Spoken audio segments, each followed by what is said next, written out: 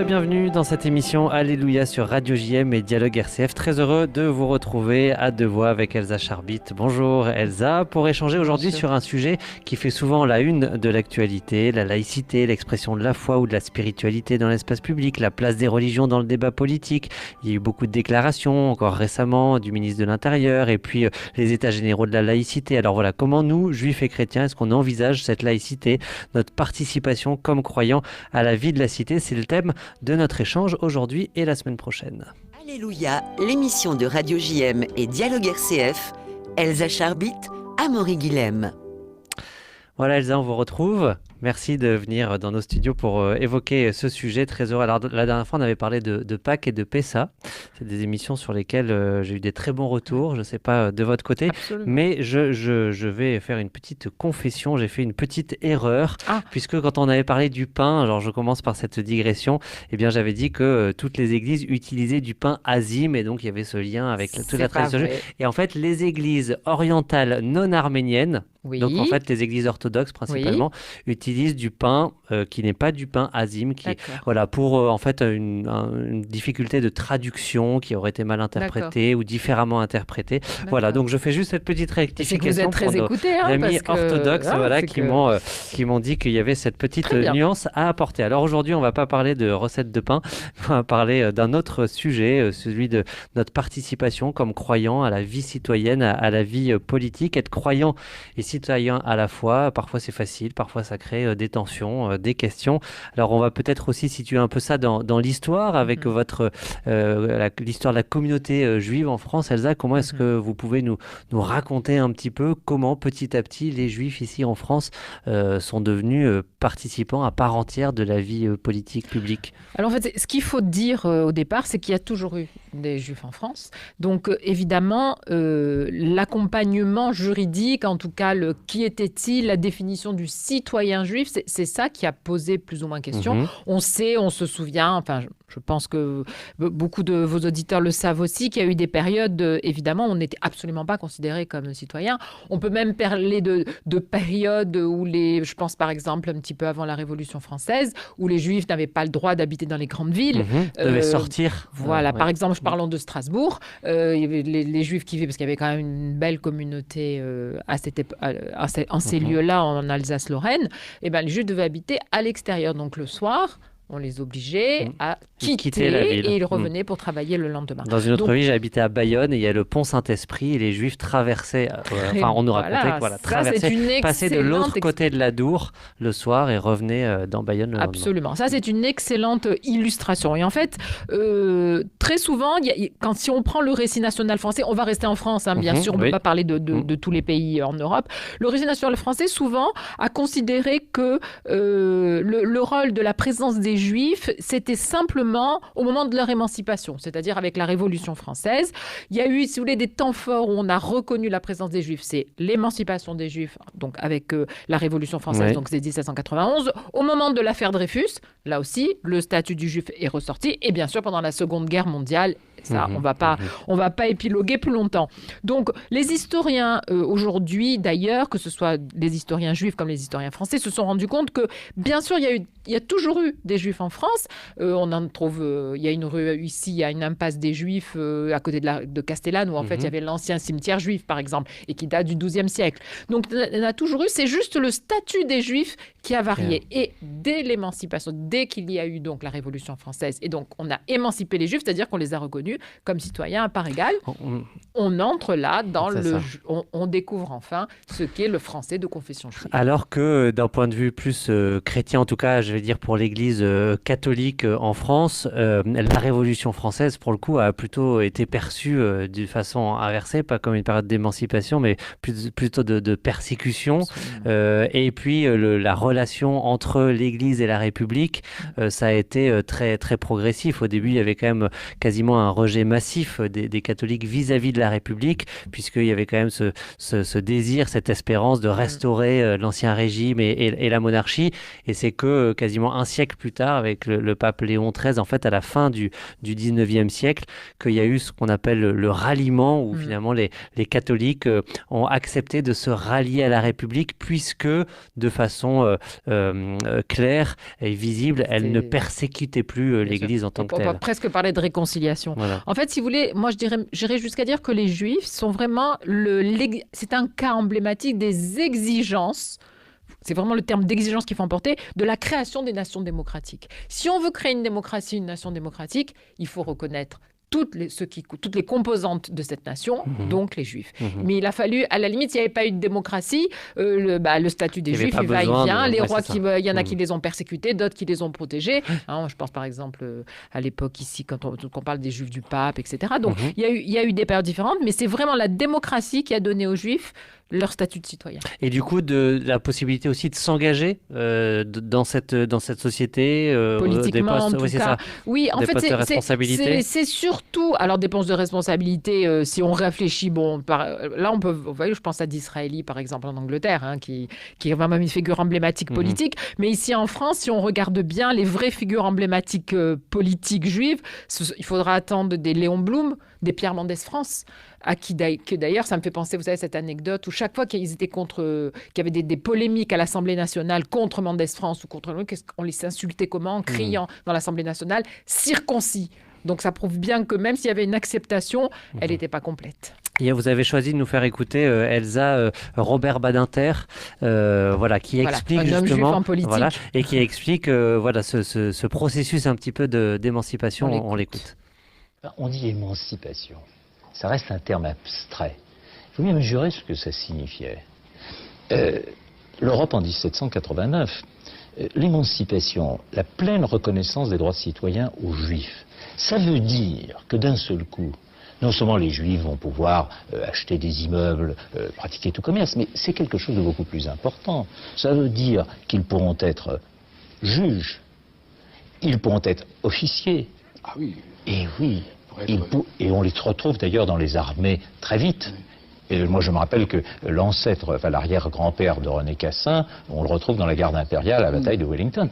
Mais vous imaginez ce que ça signifie? À égalité. C'est une révolution. C'est là, on a une révolution au nom des principes. Oui. Vous avez remarqué, en 1784, en janvier 1784, un juif ne peut pas entrer dans Strasbourg, il ne peut pas y coucher, il ne peut entrer qu'en payant un droit spécial de pied fourchu, c'est-à-dire de cochon, pour l'humilier.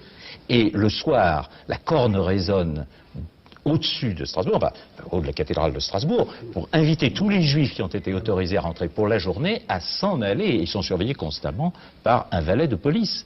Et cela, c'est 6 ans là. Et d'un seul coup, les voilà à égalité complète, c'est-à-dire qu'ils jouiront de moi. Là, en effet, on a un moment révolutionnaire, et un moment révolutionnaire au nom des principes. Oui. Parce que, vous vous rappelez ce qu'écrivait Malesherbes, la situation des protestants et des juifs, écrivant droit, ne peut pas être la même à cause de la haine véritablement surprenante que l'on a vouée aux Juifs.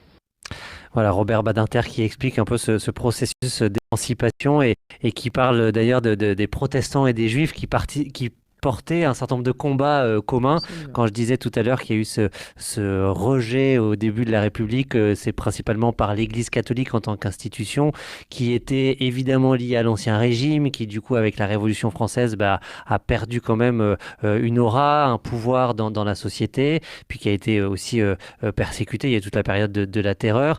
Et puis cet apprivoisement, il a aussi été, il y a eu des hauts et des bas, puisque même s'il y a eu ce ralliement à la fin du 19e siècle, le début du 20e, ça a été compliqué. 1905, séparation de l'Église et de l'État, les congrégations expulsées, la récupération de tous les biens de l'Église qui sont récupérés par l'État, les communautés religieuses chassées à l'étranger, ou emprisonnées. Donc voilà, on voit que ça a été vraiment, il y a eu des secousses. Aujourd'hui, je pense que ça fait plus débat. Mais du coup, du point de vue aussi de la communauté juive aujourd'hui, le judaïsme et la République, on entend cet apprivoisement très compliqué entre le catholicisme et la République. Du côté du judaïsme, ça n'a jamais fait l'ombre d'un doute, on peut dire. C'était naturel, c'était même écrit.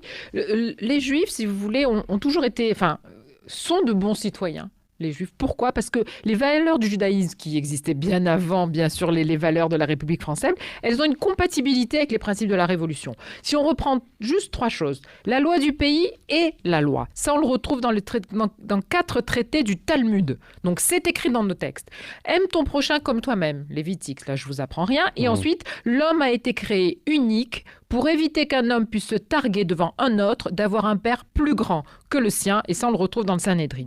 Avec ces 3 phrases, on comprend que déjà dans les textes, il y a cette compatibilité. Donc ensuite, ça s'est fait évidemment naturellement. Mais sur la dimension spirituelle, en tout cas au moment de cette bascule de la Révolution française, des Lumières, il y a pu avoir des propos aussi qui, quelque part, niaient, puisqu'on a décidé que c'était finalement la raison qui était une déesse, vous voyez, qui niait aussi cette part de spiritualité. La croyance, voilà, c'est ça. Ça n'a pas dérangé. Ça n'a pas joué parce qu'en fait, pourquoi les Juifs étaient persécutés ? On ne leur reconnaissait pas la même existence et les mêmes droits. Tout d'un coup, il arrive avec cette émancipation, la possibilité d'être les égaux, ce qui était dans nos textes, nous évidemment, mais nous on n'était pas reconnus comme des égaux. Donc on a vu que ça. Ça a permis ça. On verra ensuite avec Napoléon, on aura l'occasion d'en reparler, qu'on était prêt à sacrifier certaines choses, ou en tout cas être plus sur certaines choses pour cette reconnaissance. À la limite, c'est presque le prix à payer pour enfin être des citoyens comme les gens. Et on allait même jusqu'à dire, René Cassin, que vous connaissez certainement, lorsqu'il a fait adopter la Déclaration universelle des droits de l'homme en 1948, il déclarait justement que la religion juive avait donné l'exemple. Parce qu'il y avait vraiment des valeurs du judaïsme totalement compatibles avec les valeurs du citoyen, et qu'à la limite, si vous regardez bien, qu'est-ce qu'il y a en haut de la Déclaration des droits de l'homme et du citoyen de 1789 ? Qu'est-ce qu'on retrouve en haut ? C'est l'étape de la loi. Donc il y a vraiment cette compatibilité où on donne à l'homme sa place d'homme. Et de fait, cette déclaration des droits de l'homme, elle ne vient pas de nulle part. Et même si un certain nombre de révolutionnaires voulaient se détacher de cet héritage judéo-chrétien, en fait, ça en est directement inspiré, notamment avec toutes ces phrases que vous avez évoquées. On n'a pas fait mieux que l'étape de la loi. On y revient. Alors, il y a des personnes aussi, du coup, d'origine juive qui ont déclaré leur amour à la France. Et vous avez choisi Jean Ferrat. Ah oui, Jean Ferrat, il était bien sûr de confession juive. Jean Ferrat était communiste, donc vous savez bien que les communistes, on peut naître juif, mais c'est pas pour ça, la religion, c'est pas pour eux. Enfin, c'est l'opium du peuple, pour faire quelque chose de très schématique. C'est l'appartenance au peuple. Mais dans cette chanson de Jean Ferrat, il y a plus que ça. En fait, moi, je dirais que c'est une ode qu'il a écrite pour le combat pour la liberté. Voilà, c'est vraiment ça. C'est ce qu'on entend dans ce texte. Et le combat pour la liberté, c'est le combat que les Juifs ont mené pour pouvoir être libres et légaux des autres en France. On écoute Jean Ferrat, Ma France.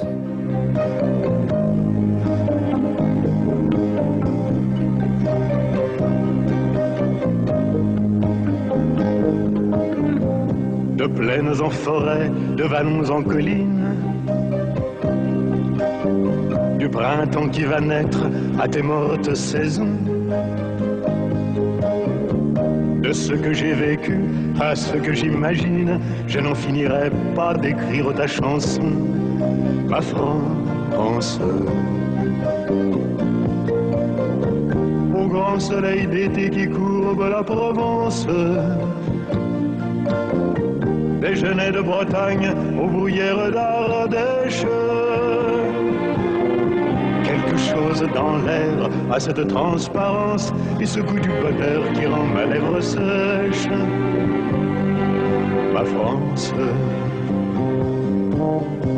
cette terre de liberté au-delà des frontières, aux peuples étrangers qui donnaient le vertige et dont vous usurpez aujourd'hui le prestige. Elle répond toujours du nom de Robespierre, ma France. Celle du vieil Hugo tenant de son exil, les enfants de 5 ans travaillant dans les mines, celle qui construit ici de ses mains vos usines, celle dont Monsieur Thiers a dit on la fusille, ma France. Picasso tient le monde au bout de sa palette, des lèvres d'éluard s'envolent des colombes. Ils n'en finissent pas, tes artistes prophètes, de dire qu'il est temps que le malheur succombe, ma France. Leurs voix se multiplient à n'en plus faire qu'une, celle qui fait toujours vos crimes, vos erreurs, en remplissant l'histoire et ses fausses communes, que je chante à jamais, celle des travailleurs, ma France. Celle qui ne possède en or que ses nuits blanches, pour la lutte obstinée de ce temps quotidien, du journal que l'on vend le matin d'un dimanche à l'affiche qu'on colle au mur du lendemain, ma France. Qu'elle monte les mines, descende des collines, celle qui chante en moi, la belle, la rebelle. Elle tient l'avenir serré dans ses mains fines, celle de 36 à 68 chandelles, ma France.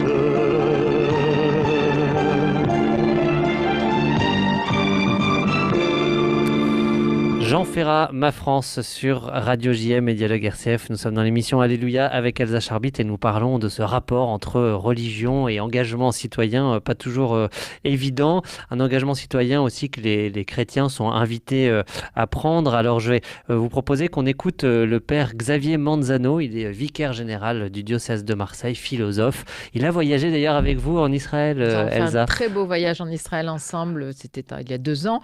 Et on s'est découvert beaucoup de choses communes d'un point de vue spirituel. C'est un garçon formidable. Moi, on va l'écouter. Je pense que tous vos auditeurs vont vite comprendre. Voilà, on l'écoute volontiers pour parler un petit peu de cet engagement politique auquel les chrétiens sont invités. Il en parlera bien mieux que moi. On l'écoute et puis on en parle juste après.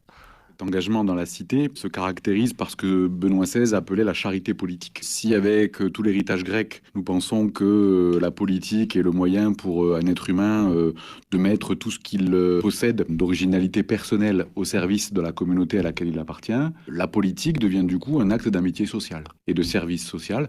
Et donc on est parfaitement dans la ligne de ce que le chrétien va appeler la charité. C'est une manière, c'est une des modalités, même fort noble et majeure, de pouvoir offrir sa vie et son existence au bien commun des êtres humains avec lesquels nous formons une entité politique ou une société. Et le bien commun qui est en fait le bien de tous et un chacun et le bien collectif de la société et qui demande effectivement une véritable abnégation, une véritable offrande pour autant qu'on prenne la politique comme un art noble. Moi, je pense que le texte qui a pu aider et qui a déterminé des saintetés, y compris dans l'ordre politique, c'est tout simplement la belle parole du Christ qui est son ultime commandement et qui est « aimez-vous les uns les autres comme je vous ai aimé ». Et on a, Dieu merci, des figures de sainteté reconnues comme telles, tout au moins par l'Église catholique, qui ont véritablement obéi à cette injonction à l'intérieur de l'exercice politique. Des gens qui avaient de très grandes compétences du point de vue politique, qui avaient des choses à dire à la société, qui avaient des idéaux très clairs, et qu'on peut critiquer d'ailleurs, mais qui ont conçu leur exercice politique comme une donation d'eux-mêmes et un service désintéressé, qu'il ne s'agissait pas de se faire reconnaître ou d'avoir de la puissance ou du pouvoir, service désintéressé de la société. Je connais certains maires ou conseillers municipaux, sur des mandats qui peuvent paraître modestes, qui vivent exactement ça. Saint Paul le dit dans l'Épître aux Romains, si je ne me trompe pas, c'est la suivante, c'est « tout pouvoir vient de Dieu ». Et quand on parle de pouvoir, ici, on parle d'autorité. En fait, ce que Jésus a introduit, c'est que si tu veux avoir du pouvoir, c'est-à-dire une possibilité de faire quelque chose dans la société, dans ta vie ou dans le prochain, il faut que tu sois légitime et sujet d'une autorité, c'est-à-dire d'une compétence et d'un charisme qui te permet de faire grandir les autres et qui vient de Dieu. Il montre que la vie politique et que l'exercice politique est un exercice d'obéissance à une vision très profonde de l'être humain, conçu comme fils de Dieu, conçu comme l'être pour lequel Dieu va vers des folies afin de venir le sauver. Et cette vision très profonde de l'être humain qui est digne de l'amour de Dieu est une forme d'injonction et d'appel qui doit imposer, si j'ose dire, l'obéissance et une certaine manière d'exercer la politique à ceux qui s'y destinent. Et ça, c'est une nouveauté, je pense, parce qu'on n'est pas dans le pouvoir démesuré qui se recherche et se nourrit de lui-même. Toute la tentation qu'on va sans cesse opposer à Jésus, et qui est d'ailleurs la tentation qu'il subi déjà dès l'époque du désert, lorsqu'il vient d'être baptisé, c'est d'être roi. C'est-à-dire un roi temporel qui, tirant parti de ses pouvoirs thaumaturgiques, ayant une certaine popularité eu égard aux guérisons qu'il accomplit et à la parole qu'il peut avoir, est l'objet et le sujet, plus exactement, d'un pouvoir qui n'est référé à rien et qui ne vient que nourrir un prestige et la possibilité de faire n'importe quoi, tout simplement parce qu'on est reconnu justement comme roi. Et lui oppose à cette vision-là, il part au désert dès qu'on veut le faire roi de cette manière-là, l'obéissance au Père et l'obéissance du coup à l'être humain à travers lequel le Père lui parle. Et ça c'est très profond et c'est ce que Saint Paul appelle l'autorité. C'est-à-dire l'autorité, c'est tu n'as pas un pouvoir total et totalisant qui te permettrait absolument n'importe quoi pour te sentir quelqu'un. Tu es obéissant à la vision que Dieu, en créant l'être humain, en le sauvant, te donne de l'être humain qu'il s'agit de servir. Et ça, je crois que c'est très très profond chez le Christ, dans sa manière d'exercer son autorité. Il en avait, on le répète plusieurs fois dans l'Évangile, une sacrée. Les véritables autorités ne se remarquent pas immédiatement. Elle n'est pas dans le clinquant du pouvoir, ça c'est certain. Mais j'ajoute que, en fait, ce que nous dit le christianisme de manière très profonde, c'est que un pouvoir ou un exercice politique exercé au prix de sa conscience, non seulement n'est plus utile à rien, mais devient en fait une légitimité et quelque chose qui broie à la fois les personnes auxquelles il s'adresse et la personne elle-même qui prétend exercer le pouvoir de cette manière-là. Parce que effectivement, l'autorité, la véritable autorité, ne vient que de l'engagement d'une conscience que l'on doit tenir pure. Et c'est ça, ne pas être du monde. On a des grands exemples avec Thomas More et des figures de ce type qui, justement, se voient un peu d'ailleurs à l'image du Christ, même si les circonstances historiques sont différentes, proposer monts et merveilles, avoir des situations et des richesses et du coup des possibilités extrêmes, mais au prix, justement, de ce qui constitue pour eux la dignité même de leur conscience, la dignité même de ce qu'ils sont. Et là, ils refusent. Ils refusent au prix de leur vie la plupart du temps. Pourquoi ? Parce que sans cette conscience-là, ils perdent le fil avec ce qu'on appelait justement tout à l'heure l'autorité. Et du coup, ils ne s'adonneraient qu'à un pouvoir qui finira de toute façon par leur filer entre les mains et qui n'aura aucune légitimité à l'égard ni de Dieu, ni de la société au service duquel ils prétendent s'exercer. Ce qui est certain, c'est qu'effectivement, on ne peut pas non plus être d'une intransigeance folle. La politique, c'est ça que c'est difficile, c'est aussi l'art du possible. Alors l'art du possible, ça demande des discernements qui sont parfois très déchirants, très difficiles. Mais en même temps, si notre conscience devient un paillasson, il n'y a plus de raison de pouvoir exercer une quelconque politique. Et là, c'est chaque personne, dans les événements qu'elle traverse, qui est capable de voir où se situe le point de bascule. Alléluia, l'émission de Radio JM et Dialogue RCF, Elsa Charbit, Amaury Guilhem. Voilà, le père Xavier Manzano, philosophe et vicaire général du diocèse de Marseille, qui nous éclairait sur cette invitation à l'engagement politique pour les chrétiens et comment le vivre, la politique qui est une des plus hautes formes de la charité, comme disait un pape. Elsa, avant de terminer notre émission, on peut peut-être donner quelques autres éléments d'histoire importants dans le lien entre le judaïsme et la République, qui montrent combien aussi cet apprivoisement s'est fait petit à petit. Bien sûr, parce qu'on a évoqué aujourd'hui dans cette première émission l'émancipation qui a eu lieu donc avec la Révolution française, mais j'allais dire, elle n'est pas pleine cette émancipation. Les choses sont lancées, c'est la séquence révolutionnaire, mais il va falloir Napoléon, attendre 1806, avec Napoléon qui lui va vouloir donner un nouveau statut pratiquement, quelque chose de plus stable pour lui, en tout cas transformer. Ce qu'il voulait absolument, c'est que les Juifs deviennent des citoyens français avant toute chose. Et c'est pour ça d'ailleurs qu'on va passer du terme de Juif à Israélite. On aura peut-être l'occasion d'en reparler la semaine prochaine. En fait, il voudrait que ce soit plus un peuple juif et que ce soit des Français de confession juive. Et ça, c'est une étape très importante. Et Napoléon, de toute façon, ça, c'est une grille de lecture, j'allais dire, qu'il a cherché à appliquer de façon assez large, parce que même ça a été un sujet, même s'il a globalement plutôt apaisé la situation dans la relation entre l'État et l'Église après la période de la Révolution française et de la terreur et toutes ces années-là qui avaient quand même été extrêmement compliquées et violentes. Et il a aussi cherché vraiment à mettre quelque part, à garder une forte d'autorité. Évidemment. Il y a eu des débats avec le pape qui justement voyait arriver Napoléon comme prenant complètement la main sur l'Église, disant je rends à l'Église sa liberté, puis en fait en voulant aussi la contrôler. L'idée était vraiment ce côté très gallican, on dit, voilà, qu'il y ait cette appartenance d'abord à la France. Et puis ensuite... Après, c'était d'en faire un seul peuple français, on peut le comprendre, mais c'était surtout avoir le pouvoir, avoir la main dessus. Et c'est ce qu'il veut faire avec les Juifs. Alors, ça a fonctionné plus facilement parce que les Juifs voulaient vraiment rentrer dans le peuple français et être français. Donc, ils vont être prêts à beaucoup de choses et à accepter ce qu'il va créer, c'est-à-dire le consistoire. Il va convoquer un Sanhédrin, on expliquera ce que c'est, même si je sais que dans la religion catholique, tout le monde sait ce que c'est. Donc, ça, c'est la grande étape. Et puis, il y aura une troisième étape qu'on ne peut pas négliger, qui est le décret Crémieux. Donc, ce décret Crémieux va donner la nationalité française, va proposer la nationalité française aux Juifs qui vivent en Algérie. Ils sont quand même assez nombreux, ils sont 34 000. Donc, et là aussi, c'est pas complètement désintéressé, même si de la part de Crémieux, ça l'était, il était lui-même de confession juive, et il pensait que c'était une belle protection, mais c'est pas complètement désintéressé, parce que évidemment, on prend une partie du vote aussi, on sait qu'on va s'agréger cette partie de vote. Ce qu'on sait moins, c'est que si les musulmans ont été favorables à ça en Algérie, c'est parce qu'ils pensaient que c'était une étape, et que l'étape suivante serait pour eux. Et je vous rappelle que ça n'a pas été le cas, ils sont restés des indigènes. Et ça a été peut-être une erreur qu'on a payée très cher ensuite dans les colonies. Donc vous voyez, il y a plusieurs étapes et je pense qu'on aura l'occasion d'en reparler la semaine prochaine. On poursuit la semaine prochaine, effectivement, puis avec ce sujet de la laïcité, pour voir aujourd'hui dans notre contexte actuel, voilà, comment se vit cette relation avec cette question forte et importante de la laïcité. Alors vous aviez choisi Jean Ferrat, Elsa. Alors je vous propose qu'on reste dans le domaine de la chanson française, la chanson à texte, un hommage à cette chanson française par un prêtre catholique marseillais, Michel-Marie Zanotti-Sorkin. On a l'impression d'entendre traîner quand on l'entend chanter. Je vous propose qu'on se quitte avec lui. On se retrouve la semaine prochaine. À bientôt. À bientôt.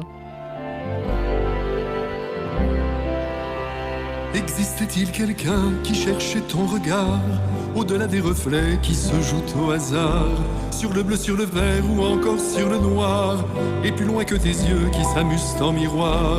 Comme il te regardait, j'en étais ébloui. Je crois bien qu'il t'aimait dans un angle de nuit, sur la timidité d'un immense respect. Notre besoin d'aimer, c'est un besoin d'enfant.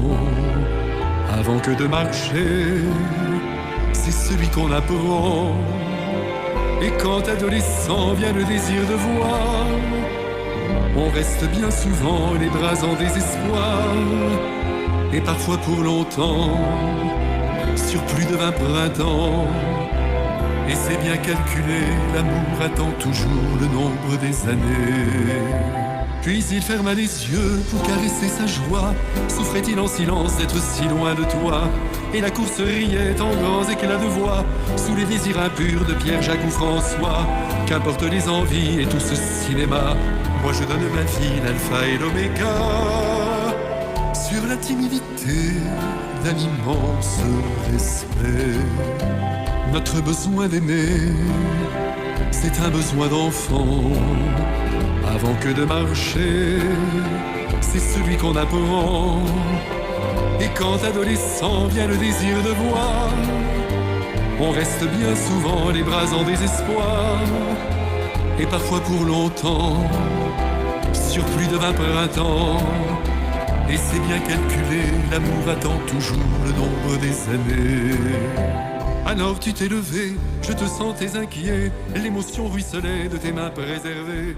Tu as saisi son bras, comment prends-tu l'épée, tout en tremblant du corps, de l'âme et des pensées.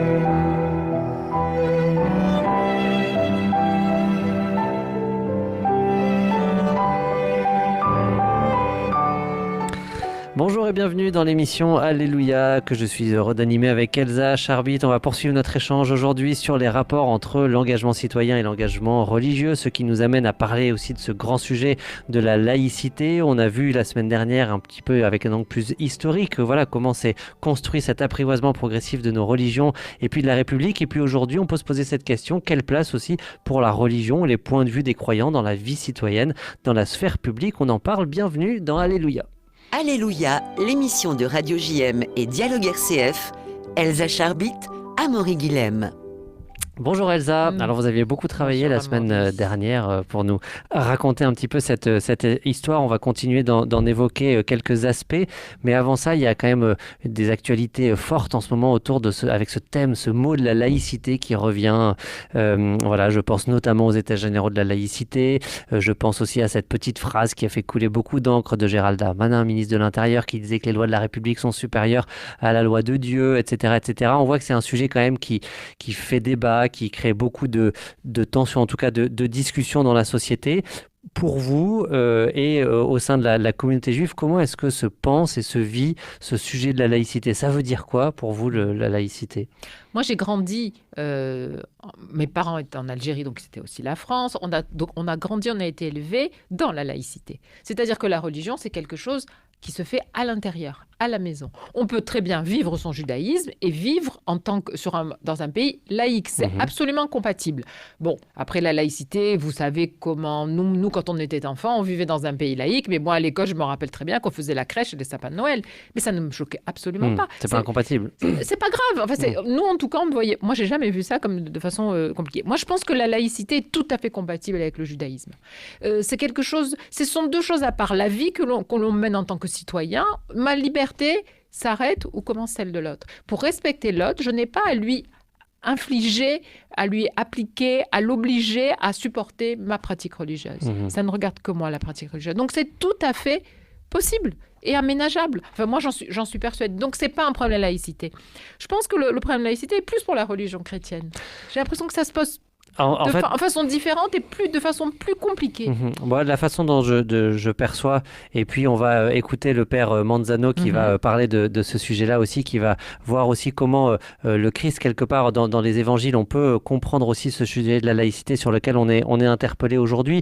Là où les choses semblent assez claires, c'est déjà qu'il y a une distinction. Voilà, quand Jésus dit « rendez à César ce qui est à César et à Dieu ce qui est à Dieu », il distingue le temporel et le spirituel, et l'un et l'autre ne s'entremêlent pas. Et c'est important que le politique ne mette pas trop son nez dans le religieux et le religieux n'emboucane pas trop, comme on dit ici, le politique. Voilà, donc il y a cette distinction. Mais ce qui est vrai, et on l'a vu par exemple récemment avec ces histoires de confinement et les lieux de culte qui étaient fermés, voilà, c'est vrai qu'au sein de la communauté juive ou d'autres communautés, on a vu une certaine docilité aux recommandations qui arrivaient du gouvernement.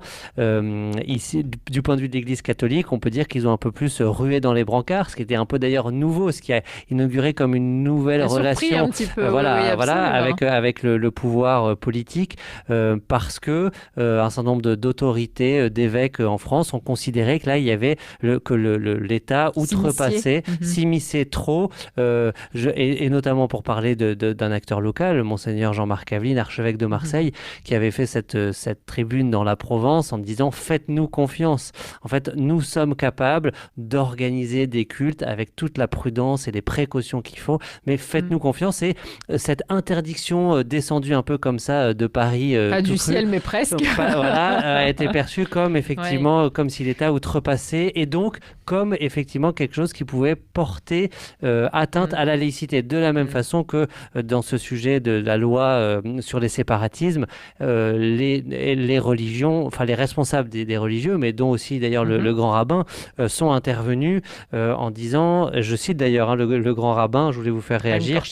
La laïcité ne peut être utilisée pour fonder une société athée, et il mettait en garde contre une tentation de se défier des religions. Donc voilà, il y a eu quand même dans ce projet de loi la crainte par les autorités religieuses, juives, catholiques, protestantes ou autres. On touche à un sujet très délicat, et c'est difficile, que l'État évidemment. Introduisait une méfiance vis-à-vis des religions. Voilà, d'où ces réactions, effectivement. Surtout que la religion chrétienne et la religion juive ont toujours eu ces relations avec le pouvoir et le politique. Et Napoléon, religion qui a fait, on aura l'occasion d'en reparler, a créé un consistoire qui fait qu'on surveille, enfin on voit ce qui se passe dans la religion juive, tout est extrêmement clair puisqu'il y a ce consistoire. Et d'un autre côté, ça nous a appris aussi à marcher avec la République, avec le pouvoir. Le problème qui se pose, c'est souvent avec la religion musulmane, où les choses ne sont pas écrites, ne sont pas posées. Et c'est vrai que cette loi nous fait pâtir, nous aussi, alors que jusqu'à maintenant, les choses se passaient plutôt bien. Et où pour l'islam, effectivement, où cette distinction du temporel et du spirituel n'est pas celle qui s'inscrit dans la tradition judéo-chrétienne, en fait. Je vous propose qu'on écoute le Père Manzano et je vous invite à peut-être écouter plus précisément à la fin, où justement il explique que Jésus était vraiment un juif parce qu'il s'inscrit pleinement dans sa distinction aussi entre le prêtre, prophète et roi. Il explique combien dans l'Ancien Testament, ce que nous on appelle l'Ancien Testament, eh bien ces trois autorités, prêtre, prophète et roi, eh bien se contrebalancent sans cesse, et comme ça permet d'avoir un pouvoir politique ajusté. Voilà. On l'écoute. Je pense que la formule du ministre est dangereuse parce que on peut la comprendre dans la mesure où, effectivement, on ne peut pas invoquer la loi de Dieu pour attenter à l'ordre public. Si les lois de la République consistent simplement à assurer un ordre public, effectivement, on peut comprendre sa formule. Mais les lois de la République sont incompétentes sur nombre d'aspects extrêmement importants de la vie humaine, et notamment celui de la conscience. À partir du moment où une personne fait part d'une conviction religieuse à l'intérieur de la société, et avec la conviction que ce qu'elle est en train de donner va pouvoir servir la société et n'attendre pas justement aux éléments fondamentaux de l'ordre public, je ne vois pas en quoi cette conviction ne pourrait pas s'exprimer. J'ajoute que moins on va exprimer à la fois de convictions religieuses et politiques et philosophiques, pardonnez-moi, à l'intérieur de la société, moins cette société sera enchanteresse, c'est-à-dire aura la possibilité de proposer à ceux qui lui appartiennent un véritable idéal, une véritable motivation pour s'engager. S'il s'agit simplement de vivre juxtaposés les uns les autres en se faisant le moins de mal possible, c'est un modèle de société qui, certes, assure un certain nombre de sécurités, d'accord, mais qui est profondément ennuyeux. Et donc la vie en société suppose, et la vie politique suppose l'expression de convictions venues de ce qu'on appelle aujourd'hui la société civile, c'est-à-dire d'associations, de convictions philosophiques et de convictions religieuses. Si on le supprime, on assèche les sources de la vie politique. Ce mot de laïcité, qu'est-ce que ça veut dire, la laïcité? Je comprends la laïcité en repartant de la loi de 1905, notamment dans son article 1er, qui est une vraie loi, courte, précise et en même temps qui dit un principe: la République garantit la liberté de conscience. Donc la laïcité n'est qu'un moyen, un cadre dans lequel la liberté de conscience se vit et s'exerce. Et la liberté de conscience, c'est pouvoir manifester ses convictions et les vivre dans l'espace public, dans la mesure où je n'attente pas à ce que d'autres puissent faire la même chose. Et je n'interdis pas aux autres de faire la même chose. La laïcité, c'est ce cadre-là.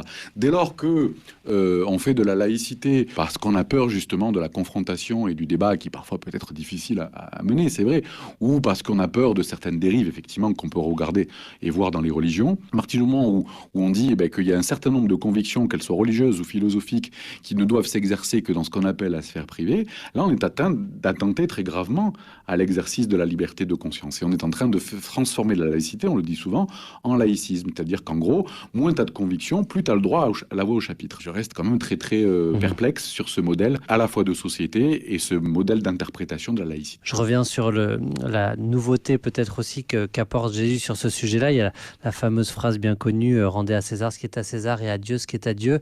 Alors c'est incontestablement une nouveauté parce que, à mon avis, il interdit au pouvoir religieux de se mêler de tous les aspects de la vie et fait confiance, comme on le dit, aux réalités temporelles pour s'organiser elles-mêmes en fonction du bon sens et de la raison. C'est très important, ça signifie que du coup, il y a une autonomie de l'être humain dans l'organisation de sa vie sociale face à la parole de Dieu, face à l'autorité divine. Tout n'est pas dicté du ciel. C'est très important, ça, dans l'exercice justement d'une authentique vie politique. Donc il interdit, d'une part, au pouvoir religieux de se mêler de tout. Ou en tout cas de dire que tout est religieux. Mais d'autre part, il interdit, et c'est toujours une tendance, au pouvoir temporel de chercher à se rendre sacré, ce qui a toujours été une tentation. Et en fait, à dire que le pouvoir divin est en fait se confond avec lui pour pouvoir se pérenniser et se donner les illusions de l'éternité. Ce qui est toujours une tendance d'un pouvoir politique, de se sacraliser. On le voit aujourd'hui, encore plus peut-être qu'avant. Donc en fait, par sa fameuse formule où il nous invite à pas tout mélanger et à coordonner les affaires, le Christ nous invite à un point d'équilibre. Mais je crois que, en ce sens, il est un vrai juif.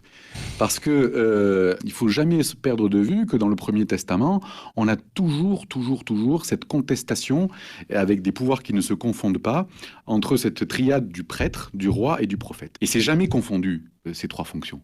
Et elles se critiquent l'une l'autre, chacune dans sa responsabilité, pour toujours affiner le discernement vers une véritable fidélité à l'alliance. Et ça, il ne faut jamais le perdre, c'est déjà présent dans la tradition juive à mon sens. Et en ce sens, le Christ, pourrait-on dire, l'exacerbe, mais m'apparaît comme un héritier intelligent de sa tradition. Voilà, le Père Manzano qui commente ce sujet de la laïcité au regard un petit peu de la figure de Jésus et des nouveautés peut-être qu'il pouvait introduire aussi à son époque. Elsa, on va revenir sur une époque beaucoup plus récente avec Napoléon qu'on a déjà évoqué plusieurs fois, puisqu'il a quand même joué un rôle important et dont on voit en fait aujourd'hui aussi la fécondité pour assimiler que les Juifs fassent vraiment partie du peuple français. Comment est-ce que ça s'est fait? Qu'est-ce que ça a changé? Vous avez très bien fait de citer ce mot d'assimilation. Il voulait vraiment il s'est dit au bout d'un moment, ils vont oublier qu'ils sont juifs et ce seront juste français. Bon, ça s'est pas exactement passé comme ça. Il y a eu plusieurs états. Il y a eu 1806, 1807 et 1808 qui sont donc les temps forts que Napoléon voulait absolument créer, et il a décidé, pour pouvoir instaurer un nouveau statut, faire des juifs, non pas un peuple juif, mais des juifs français, il a voulu donc convoquer, lui il avait avec lui les politiques pour cela, il les a confrontés à ce qu'on appelle un Sanhédrin. Je ne vais pas vous expliquer ce qu'est un Sanhédrin, vous le savez très bien. C'est ceux qui ont jugé Jésus. Voilà, donc il a convoqué un Sanhédrin, donc composé évidemment que de rabbins, et l'idée c'était de trouver entre les deux les points d'achoppement, d'essayer de les effacer et de pouvoir créer un contrôle en fait évidemment sur les Juifs, mais il a créé donc ce qu'on appelle le consistoire, que vous connaissez tous, qui fonctionne très bien, consistoire national, consistoire régional, consistoire local, là vous les connaissez, c'est un système qui a été mis en place. Il y a vraiment un nouveau rapport à l'autorité d'État, mais il fallait pas se renier, et le Sanhédrin y a veillé. Même si le Sanhédrin a accepté, c'est-à-dire que si les rabbins qui ont composé ça, il y en avait des très orthodoxes, ont accepté cela, c'est parce qu'ils se sont dit aussi, ne ratons pas cette chance. C'est une chance aussi qui est donnée au peuple juif, donc les Juifs qui sont en France ont envie de devenir des Français comme les autres, donc ça peut être la bonne occasion. Mais d'un autre côté, c'était aussi accepter ce que voulait Napoléon au fond, c'était l'assimilation. Alors, il a fallu jouer avec cela. Donc, ils ont cédé sur certains points, 3 points importants. Le mariage, il n'était plus uniquement religieux, il devient aussi civil. L'héritage, qui passe maintenant par la loi, évidemment, la loi civile, bien évidemment. Et le service militaire. Donc, les Juifs font le service militaire, bien sûr, mais ils ont le droit. Il y a des allègements religieux pendant cette période-là. Bon, aujourd'hui, c'est fini avec les aumôniers. On peut très bien manger cachère quand on fait le service militaire, etc. Bon, tout ça, ce sont vraiment les périodes les plus importantes. Il y a peut-être un point important dans cette période, me semble-t-il, et là que l'on partage, c'est est-ce qu'on peut dire que c'est à cette époque-là que les Juifs ont commencé aussi à prier pour la France? Alors, c'est exactement ça. On a instauré une prière qui bénit en fait le pays et les gouvernants. Et cette prière-là, on l'a mise à des moments stratégiques de la prière. Par exemple, le vendredi soir. Tout le monde sait, c'est l'équivalent pour vous pour le dimanche, nous c'est le Shabbat. Donc le vendredi soir, à l'entrée, on fait cette prière. Juste avant le jeûne de Kippour, la veille, parce qu'avec nous c'est 24 heures, enfin 25 heures même. Donc la veille également. Donc ce sont des moments cruciaux qu'on ne peut pas rater. On va écouter cette prière. Alors là, la prière que l'on va entendre... Tous les vendredis soirs. Hein. Tous les vendredis soirs, on bénit. Donc cette prière que vous allez entendre, elle est faite par le rabbin Veil. Le rabbin Veil, il est à la synagogue Buffo. Cette synagogue Buffo a été créée par les Portugais qui se sont sauvés des Juifs du Portugal donc avec lorsqu'Isabelle la catholique les a persécutés et qui ont créé cette synagogue Buffo. Par exemple, il y avait les Camondo dans cette synagogue Buffo. Et donc il y a vraiment des personnages très importants. On va écouter cette prière qui est la prière de la République française. Elle s'appelle comme ça, prière à la communauté et à la République française. Juste pour vous dire, il y avait à peu près 20 000 Juifs en France à l'époque, c'est tout. Prière pour la République française. Dieu éternel, créateur et maître de l'univers, la force et la puissance t'appartiennent. Par toi seul tout s'élève et tout soit permis. Bénisse et protège la République française et le peuple français. Que la France est heureuse et prospère, qu'elle soit forte et grande par l'union et la concorde, et qu'elle conserve son rang glorieux parmi les nations. Éclaire ceux qui président de cette dîner de l'État, afin qu'ils fassent régner dans notre pays la paix et la justice. Amen. Que la France, berceau des droits de l'homme, défende en tout lieu en tout temps le droit et la liberté. Amen. Que l'Éternel accorde sa protection et sa bénédiction à nos soldats qui s'engagent partout dans le monde pour défendre la France et ses valeurs. Les forces morales, le courage et la ténacité qui les animent sont notre honneur. Accueille favorablement nos vœux, que les paroles de nos lèvres et les sentiments de notre cœur ouvrent devant toi, ô Éternel, notre Créateur et notre Libérateur. Amen. Amen. Amen, amen. C'est très touchant de vous entendre, Elsa, qui rappelait que cette prière, elle est prononcée tous les vendredis soirs, donc une fois par semaine au moins. Absolument, c'est très important et c'est une fierté pour les Juifs. Vous savez, on est heureux de cela. Il y a vraiment cette volonté de montrer qu'on aime le pays. Le patriotisme est vraiment ancré, et encore plus à cette époque-là, lorsque cette musique a été instaurée. Et vous entendez les gens d'ailleurs qui disent Amen, Amen. C'est-à-dire que les gens adhèrent à cela. Et ça, c'est extrêmement important. Alors, si d'aventure, les chrétiens, en tout cas les catholiques, oubliaient de prier pour leurs gouvernants, eh bien, je vais vous citer un passage d'une méditation du pape François, c'était en 2017, qu'il a intitulé « Prier pour les gouvernants ». Et alors, c'est très fort. Il dit « C'est un péché à présenter en confession de ne pas prier pour les gouvernants ».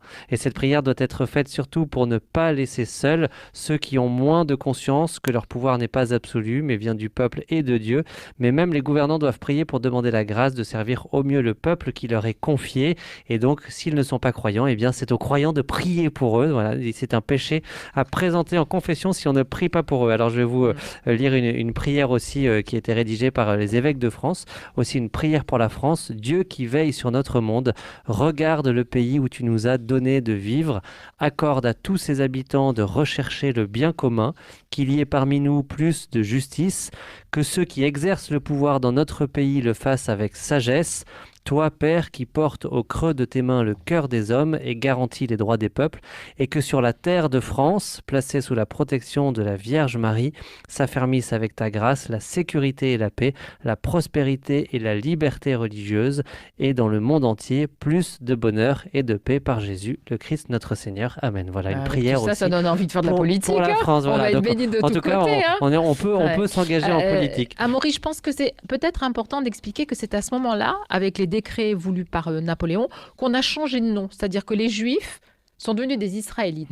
Et après la guerre, bien évidemment, on est redevenus des Juifs. Les Juifs, c'est quoi les Juifs? En fait, ça renvoie à Judée.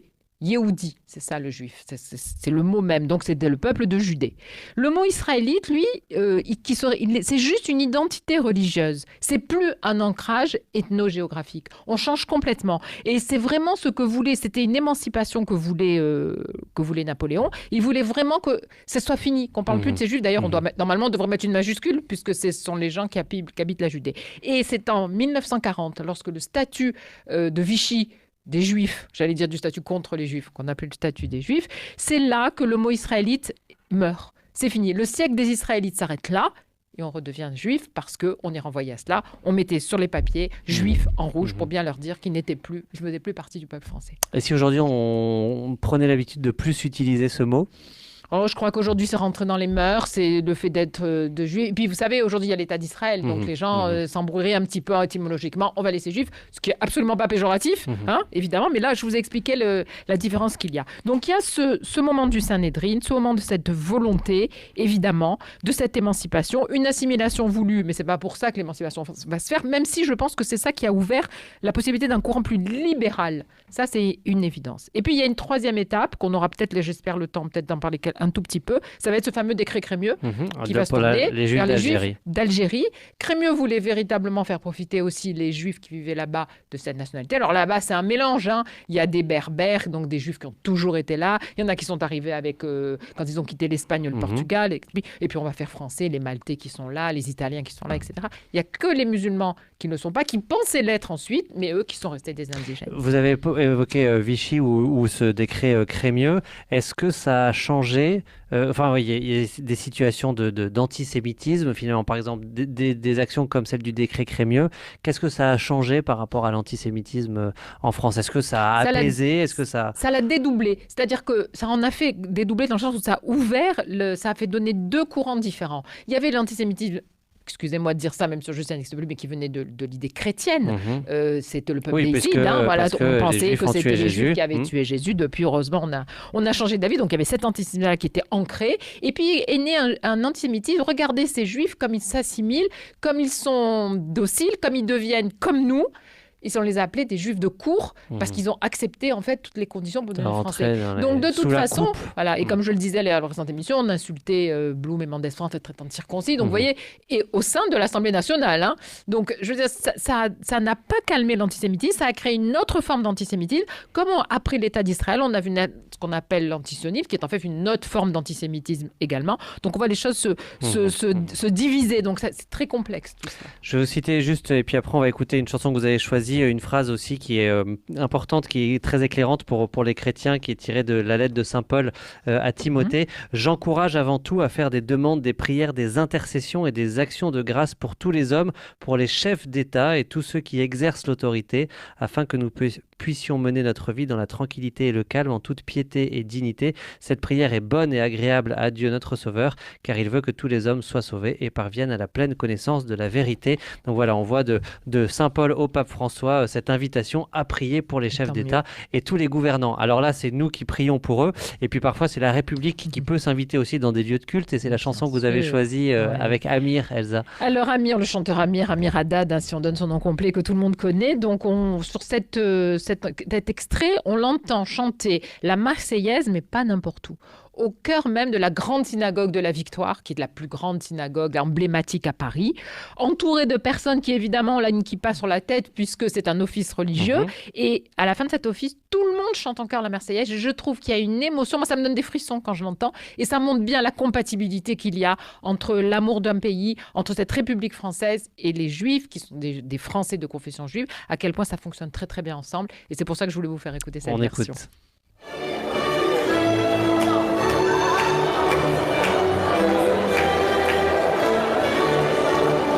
Aux enfants de la patrie, le jour de gloire est arrivé. Contre nous de la tyrannie, l'étendard sanglant est levé.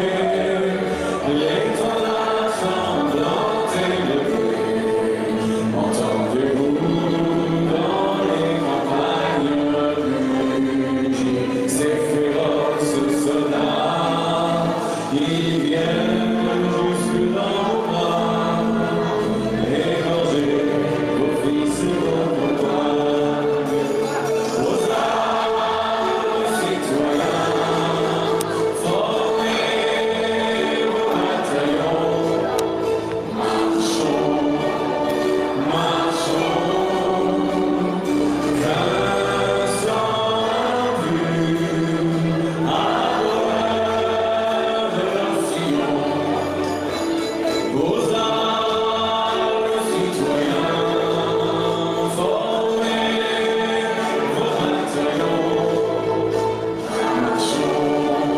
vos bataillons.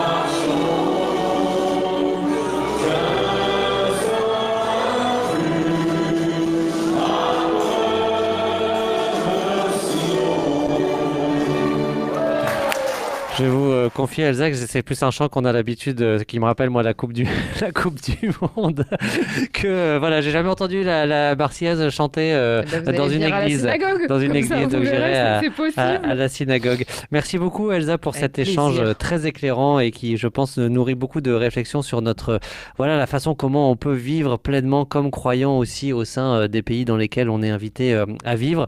Et puis je vous propose qu'on se quitte du coup en musique avec cet autre chant qui s'appelle La bénédiction sur la France. C'est un chant qui a été enregistré récemment pendant le confinement, en fait, l'année dernière. C'est 100 églises, donc de confessions différentes, catholiques, orthodoxes, protestantes, évangéliques, enfin voilà, qui se sont réunies, une espèce de chorale virtuelle, comme on a beaucoup fait pendant le confinement, et qui ont chanté un chant de bénédiction, demandé à Dieu de faire venir sa bénédiction sur la France dans cette période un petit peu compliquée qu'on inaugurait il y a tout juste un an. Voilà, c'est une façon aussi de prier avec une louange vraiment bien d'aujourd'hui pour notre pays. Merci Elsa pour cet échange. Merci à Frédéric qui était à la réalisation de ces émissions, et on se retrouve le mois prochain pour 2 autres émissions sur un thème qu'on va choisir ensemble. À bientôt. À bientôt.